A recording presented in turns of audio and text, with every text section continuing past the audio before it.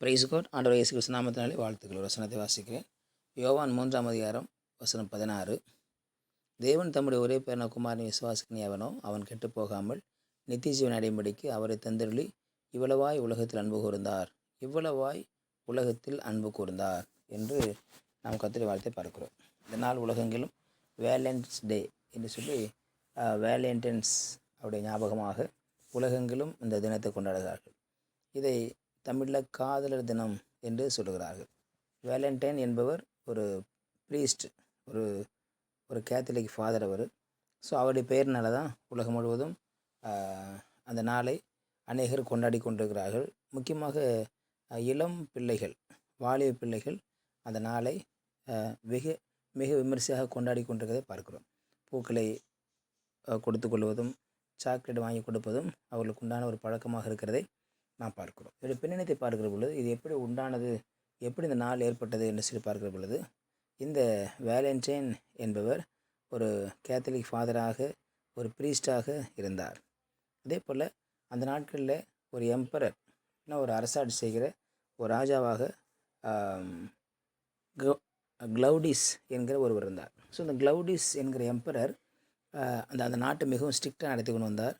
அந்த நாட்டில் யாரும் காதலை பண்ணுவதோ அல்லது வீட்டுக்கு தெரியாமல் தவறு செய்வதோ, முக்கியமாக இளம் பெண்கள் தவறு செய்வதை அவர் விரும்பவில்லை. ஆகவே இப்படியாக இருக்கிற பொழுது இந்த ஃபாதர் அப்படிப்பட்ட மக்களுக்கு உதவி செய்யும்படியாக விரும்பினார். முக்கியமாக ஜெயிலில் இருக்கிறவங்க திருமணம் பண்ணாமலே இருந்தாங்க. ஆக அவர்களுக்கு திருமணம் செய்யக்கூடாது என்கிற ஒரு காரியம் இருந்தது. ஆக அவர்களுக்கும் எப்படியாவது திருமணத்தை ஏற்படுத்தி கொடுக்க வேண்டும் என்று சொல்லி ரகசியமாக ராஜாவாகிய க்ளௌடிஸுக்கு தெரியாமலே இவர் சில காரியங்களை செய்ய ஆரம்பித்தார். பல பேரை இவர் ஆயத்தப்படுத்தி இவர் அழைத்து கொண்டு வந்து ரகசியமாக திருமணம் செய்து வைத்தார். அந்த ரகசியமாக திருமணம் செய்தது தான், ரகசியமாக திருமணம் நடத்தி வைத்தார். அதுதான் காதல் திருமணம் அல்லது இரகசிய திருமணமாக அவர் செய்து வைத்தார். இந்த இரகசிய திருமணம் என்பது உடனடியாக எம்பரராக இருந்த க்ளௌடிஸ்க்கு அந்த செய்தி வருகிறது. அவர் கடுங்கோபம் கொடுக்கிறார். மிக கடுங்கோபம் கொண்டு ஏன் இப்படி செய்தா என்று சொல்லி அவரிடத்தில் கேட்டு உடனடியாக அவரை ஜெயிலில் அடைக்கிறாங்க. ஜெயிலில் அடைத்து மிக கொடூரமாக அவரை கொலை செய்தார்கள் என்று சரித்திரம் சொல்லப்படுகிறது. ஸோ இந்த காதலர் தினம் அல்லது வேலண்டைன்ஸ் டே என்பது ஒரு சந்தோஷத்தின் தினம் அல்ல, ஒரு துக்கத்தின் தினமாக அல்லது ஒரு மரணத்தின் தினமாக அல்லது அழுகையின் தினமாக அந்த நாள் மாறினது என்று பார்க்கிறோம். ஆனால் இன்றைக்கி அநேக கொண்டாடி கொண்டிருக்கிறாங்க. ஆனால் ஒருவருடைய மரணத்தை இவர்கள் கொண்டாடுகிறதை பார்க்கிறோம். அந்த மரணத்தை இவர்கள் கொண்டாடி கொண்டிருப்பது என்ன காரணம் அப்படின்னா, இந்த உலகத்தின் பாவம் அல்லது காதல் என்கிற ஒரு மோகத்தில் அவர்கள் இப்படிப்பட்ட காரியத்தை செய்கிறதை நாம் பார்க்கிறோம். ஆனால் இப்படிப்பட்ட காதல் அல்லது அன்பு என்பது வேதத்தில் சொல்லப்படுகிறது. அதுதான் த லவ் ஆஃப் அகாப்பே என்று சொல்லப்படுது. முதல் 4 வகையில் அந்த அன்பை குறித்து சொல்ல முடியும். முதலாவது the love of lust. Lust என்பது மாம்சத்தில் வரக்கூடிய அந்த அன்பு.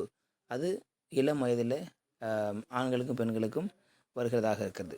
த லவ் ஆஃப் லஸ்ட். ரெண்டாவதாக த லவ் ஆஃப் ஃப்ரெண்ட்ஷிப்னு பார்க்குறோம். ஸோ நண்பர்களுக்குள்ளாக வருகிறதான அன்பு.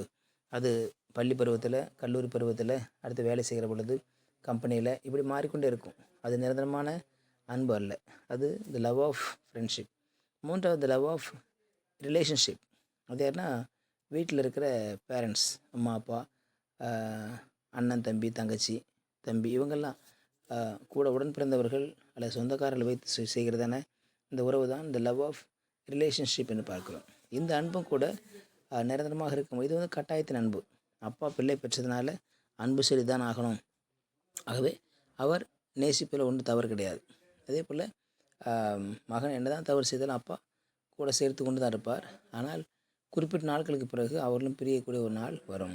இன்றைக்கி அநேக பிள்ளைகள் தங்களுடைய பெற்றோர்களை ஹோமில் கொண்டு விட்டுருக்கிறத பார்க்குறோம். ஏஜ் ஹோமில் கொண்டு விட்டுருக்குறாங்க. என்ன காரணம் சொன்னால் அந்த அன்பு இல்லை என்பதை பார்க்கிறோம். கடைசியாக 4வது லவ் ஆஃப் அகாப்பே. அகாப்பே என்பதற்கு அன்கண்டிஷனல் லவ் என்று சொல்லப்படுது. அன்கண்டிஷனல் லவ்னு சொன்னால் அது ஒரு கட்டுப்படுத்தப்படாத அன்பு, அதுக்கு ஒரு வரையறையற்ற அன்பு. மற்ற எல்லா அன்பும் நேசிப்பது மாறி மாறி நேசிக்குவாங்க. ஆனால் இந்த அன்பு என்பது மனிதன் நேசித்தால் நேசிக்காவிட்டாலும் அவனை நேசிக்கிற ஒருவர் உண்டு. அவர் தான் ஆண்டவராகிய தேவன், அவர் தான் இயேசு கிறிஸ்து. ஆகவே அவர் நேசிக்கிறது மாத்திரம் அவர் சிலுவையில் ரத்தம் சிந்தலை, எல்லாருக்காக ரத்தம் சிந்தி மரித்தார். எல்லாருக்காக இயேசு மனுஷனுக்காக எல்லாருக்காக இயேசு மரித்தார். எல்லாருக்கான அன்பாக இருக்கிறது. ஆகவே அந்த அன்பு நிலையானது, அந்த அன்பு மாயமற்றது. அந்த அன்பை நாம் அறிந்து கொள்வோம். அவர் நம்மை ஆசீர்வதிப்பார். ஜெபிக்கலாம். பரிசுத்த நாளுக்கு ஸ்தோத்திரம் வரும். கேட்ட வார்த்தைக்கு நன்றி ஆண்டவரே. தொடர்ந்து எல்லோரும் இந்த வார்த்தை கேட்குற எல்லோரும் இந்த லவ் ஆஃப் அகாப்பே தேவனுடைய அன்பின் நிலத்திற்கு உதவி செய்யுங்க. உங்களுடைய கரத்தாக இயேசு நாமத்தில் பிதாவே. ஆமேன். ஆமேன். You will be succeeded.